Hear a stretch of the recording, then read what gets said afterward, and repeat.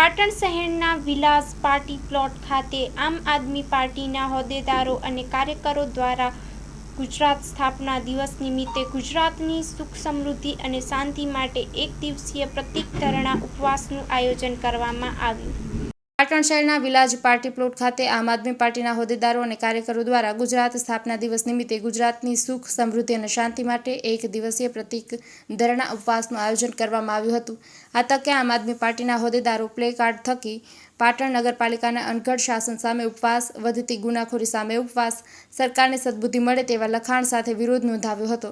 આ તકે આપ પાટણ લોકસભા પ્રમુખ પ્રભાતસિંહ સોલંકી, પાટણ વિધાનસભા પ્રભારી સ્વયંભાઈ સાલવી તથા સહપ્રભારી જગદીશભાઈ પરમાર, જિલ્લા SCL પ્રમુખ દિલીપભાઈ સોલંકી, પાટણ તાલુકા પ્રમુખ નિકેશભાઈ ઠાકોર, પાટણ શહેર પ્રમુખ ધર્મેશભાઈ પટેલ, ગુમાનસિંહ પરમાર, વિજયભાઈ રાઠોડ, દિલીપસિંહ ઠાકોર, પૂનમભાઈ રાણા, દીપકભાઈ દરજી સહિત હોદ્દેદારો ઉપસ્થિત રહ્યા હતા। અહેવાલ બાય મા ન્યૂઝ પ્રતિનિધિ નરોત્તમ રાઠોડ।